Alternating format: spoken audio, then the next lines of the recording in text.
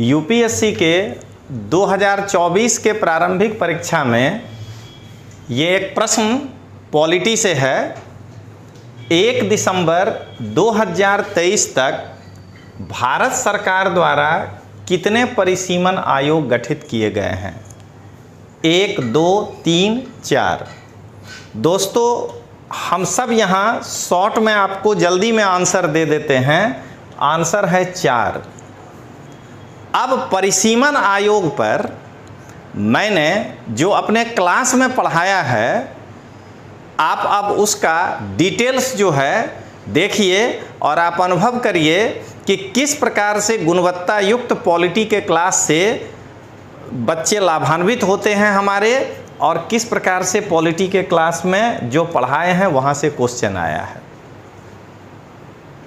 अभी ये होने जा रहा है, इसीलिए ये आपका करंट का भी क्वेश्चन बनेगा कि निर्वाचन क्षेत्रों का परिसीमन करना ये निर्वाचन आयोग का मेन काम है। लेकिन ये काम उसको कहाँ से मिला है शक्ति?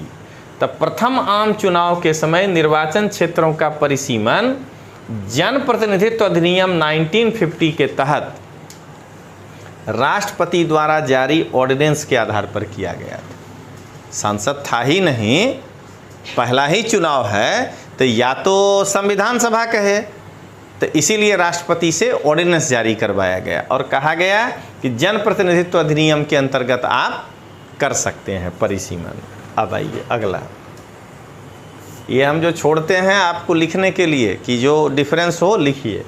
उसके बाद 1952 में देख लीजिए, 52 का चुनाव का परिसीमन जनप्रतिनिधित्व अधिनियम 1950 के तहत हुआ। ठीक, ये क्यों हुआ तो सुनिएगा। उस समय खाली जब आप संविधान पढ़ते, 52 का पहला चुनाव है, तो आपको इतने न कह दिया कि गुजरात से 26 लोकसभा सीट होगा। परिसीमन कैसे करिएगा कि अहमदाबाद से 1 होगा? तो इसके लिए परिसीमन करने के लिए जनप्रतिनिधित्व अधिनियम 1950 का सहारा लेकर राष्ट्रपति ऑर्डिनेंस जारी कर दिया। अब जब संसद चुनकर आ गया, तो या तो संसद उस ऑर्डिनेंस को जान करके, इसीलिए उस ऑर्डिनेंस को चुनाव के थोड़े दिन पहले जारी करवाया कि अगला संसद का सत्र आने के पहले, देख रहे हैं ना, वो सब चीज़ को ध्यान में रखा गया। तब परिसीमन आयोग अधिनियम पारित किया। अब उस ऑर्डिनेंस को पार्लियामेंट ने एक्ट में बदल दिया पहला चुनाव के बाद, और कह दिया कि 10 वर्ष के बाद होने वाली प्रत्येक जनगणना के पश्चात निर्वाचन क्षेत्रों का परिसीमन किया जाएगा। यानी कि ये निर्वाचन आयोग रोज परिसीमन करने नहीं बैठेगा, बस्ती गणतरी जब होगी लेटेस्ट, उसके बाद वो परिसीमन करेगा। तो वही वो महेंद्र बोल रहा था कि सर 22 में अपने को 21 में करना था बस्ती गणतरी, कोरोना के कारण हुआ नहीं, तो शायद सरकार ये चुनाव के बाद जनवरी से बस्ती गणतरी 22 में हाथ लेगा, तो उसका रिपोर्ट आएगा, उसके बाद न करिएगा परिसीमन। तो वही हम महेंद्र को समझाए कि ये तो तुम सरकारी भाषा बोल रहे हो, हम बता देते हैं ना कि 22 वाला चुनाव में गुजरात में कहाँ पर क्या होगा उसको देखकर न परिसीमन करना है। तो ये जो है ये कहता है, ठीक है। इसीलिए याद करिए जब पढ़ाए थे कि संसद में सीट कब बढ़ेगा, तो 26 के पश्चात होने वाली जनगणना, देख रहे हैं, उसके जो आंकड़े पर आ जाएंगे, तब जो पहला चुनाव होगा उसमें चाहे तो कर सकते हैं। अब आइए, मुख्य चुनाव आयुक्त ही परिसीमन आयोग का अध्यक्ष होता है। ये जो कमीशन बनेगा उसके लिए अलग से कोई अध्यक्ष बनाने की आवश्यकता नहीं है। जो मुख्य चुनाव आयोग है वो होद्दा रुए इसका अध्यक्ष होता है। किसी अन्य को भी आयोग का अध्यक्ष चाहें तो नियुक्त कर सकते हैं, लेकिन मुख्य चुनाव आयुक्त ही इसका अध्यक्ष होता है। अब आइए, परिसीमन आयोग के मेंबर कौन कौन होते हैं?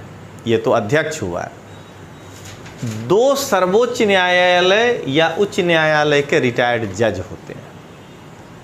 आप जरा सोच के देखिएगा कि परिसीमन आयोग में हम अभी क्या कहें कि मोदी साहब ऐसा कर देंगे, कैसे कर देंगे? वहाँ तो 2 सर्वोच्च न्यायालय का रिटायर्ड जज बैठा है। अभी बता देते हैं कैसे होगा, वो बाद का कहानी है।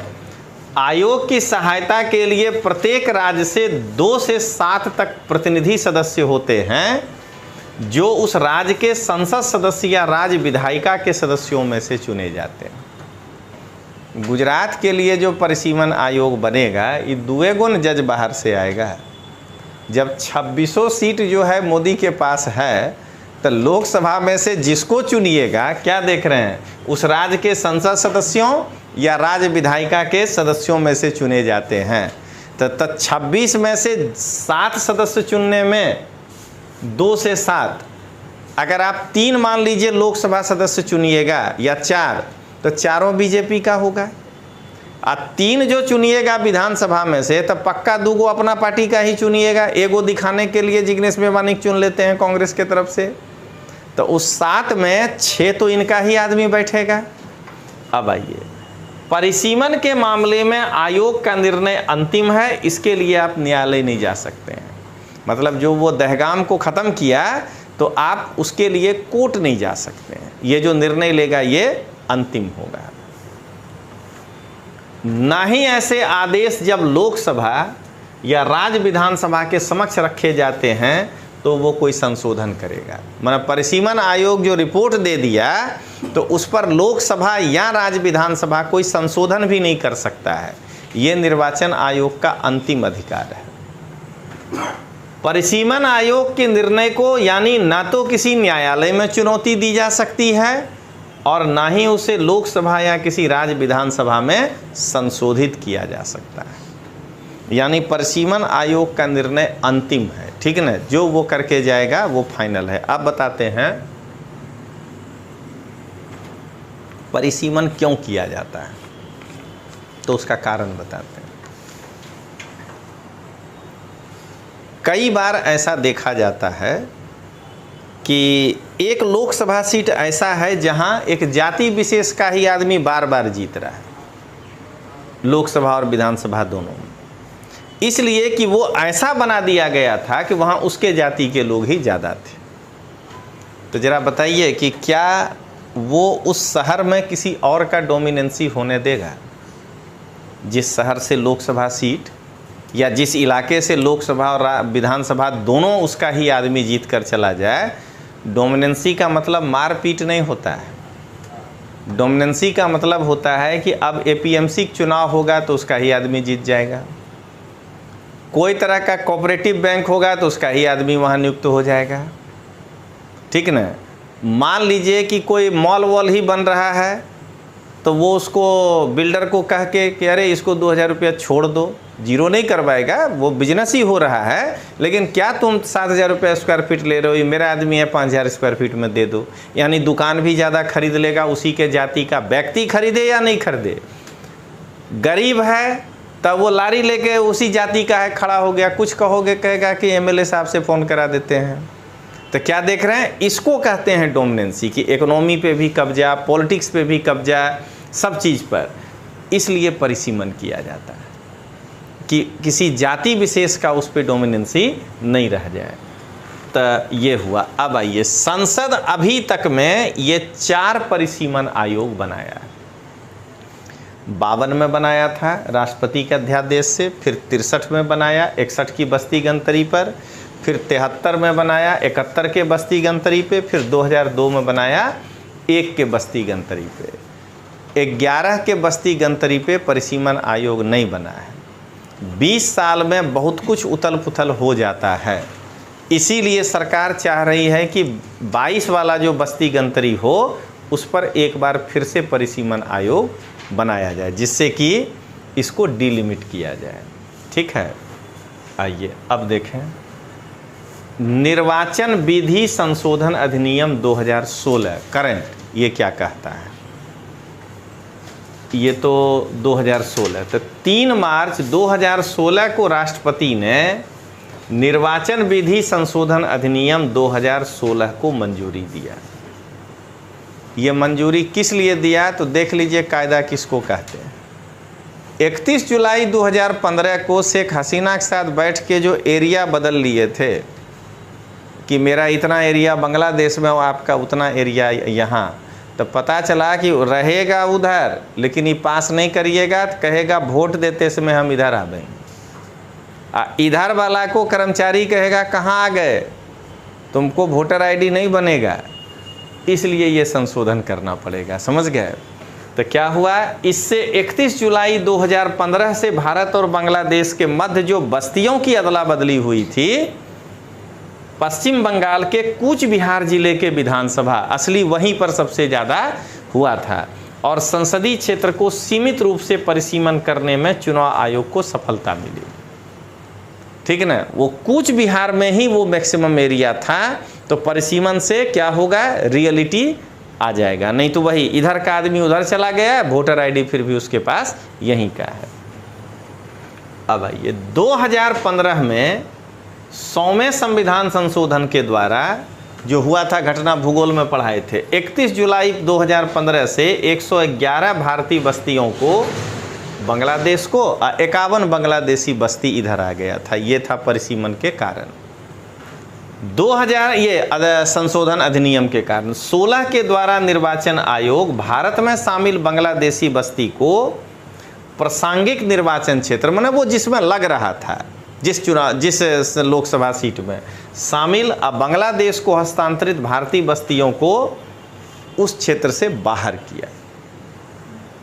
यूपीएससी और गुजरात पब्लिक सर्विस कमीशन की तैयारी करने वाले छात्रों के लिए विश्वास लर्निंग प्राइवेट लिमिटेड के द्वारा एक नायाब तोहफा लेकर आया गया है।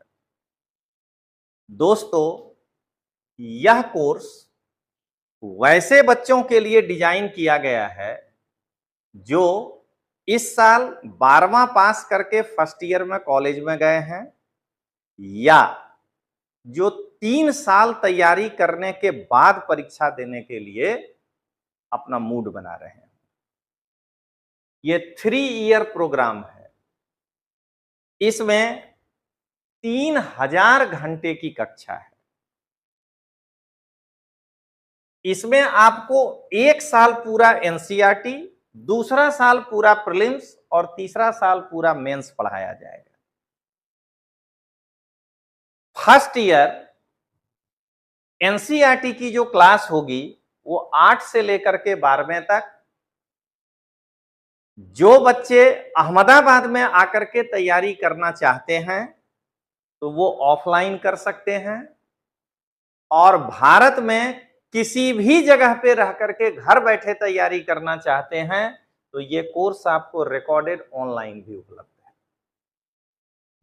ऑनलाइन कोर्स ज्वाइन करने के लिए आपको डाउनलोड करना होगा हमारा ऐप, विश्वास लर्निंग ऐप।